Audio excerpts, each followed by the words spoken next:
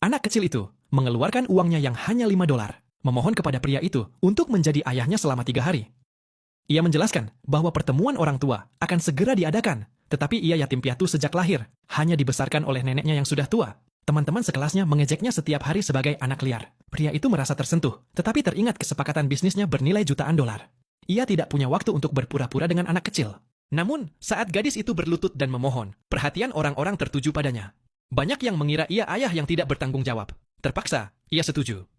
Pria itu membawa gadis itu pulang, hanya untuk menemukan rumahnya kosong dan penuh botol. Ia menyadari betapa sulitnya kehidupan gadis itu.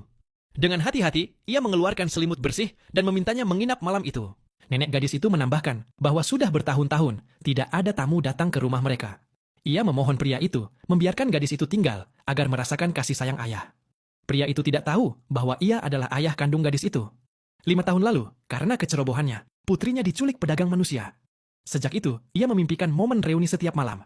Tiba-tiba, pria itu terbangun dan mendapati gadis itu hilang dari tempat tidur. Ia bergegas keluar dan melihatnya di jalan, lalu menyuruhnya kembali beristirahat. Menatap gadis kecil yang baik hati itu, ia berdoa dalam hati agar segera menemukan putrinya. Kehadiran gadis itu mengingatkannya pada orang tuanya yang telah tiada, membuatnya bertanya-tanya mengapa mereka meninggalkannya. Karena tidak bisa tidur, ia duduk sendirian di halaman. Tiba-tiba, alarm berbunyi. Gadis itu berlari ke jalan untuk mengumpulkan botol, tetapi diganggu preman yang membuang botol-botolnya ke jalan. Ia berlari mengambilnya, tepat saat mobil melaju kencang ke arahnya. Pada detik terakhir, pria itu menariknya ke tempat aman.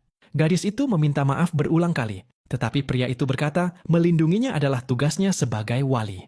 Wajah gadis itu berseri-seri, mengira ia akhirnya punya ayah. Namun, pria itu teringat bahwa ia hanya setuju selama 3 hari. Setelah pertemuan orang tua, ia akan pergi. Malam itu, ia memesan barbeque, tetapi gadis itu berbohong tidak menyukainya untuk menghemat uang. Pria itu berpura-pura menginginkannya. Tahu apa yang dilakukan gadis itu. Ia berjanji akan membalas kebaikannya di masa depan. Tetapi gadis itu berkata, mereka tidak akan bertemu lagi. Dengan hati hancur, gadis itu berlari keluar dan kembali membawa kotak makanan untuk neneknya. Nenek menggigit sedikit, lalu berpura-pura giginya sakit, menyisakan makanan untuk gadis itu. Gadis itu lantas memberikan daging panggang itu kepada pria itu. Melihat gadis itu termenung, hati pria itu sakit.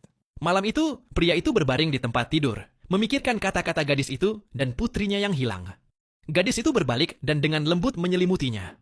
Keesokan paginya, ia melihat gadis itu menggigil di luar pintu. Tidak ingin mengganggunya, menunggu dalam cuaca dingin. Pria itu memarahinya secara naluriah, lalu menyesali nadanya dan mencoba menghiburnya. Tetapi gadis itu menghindar. Ia mengenakan ranselnya dan berangkat ke sekolah. Setelah gadis itu pergi, nenek memanggil pria itu masuk, memberikan semua tabungannya, dan memohon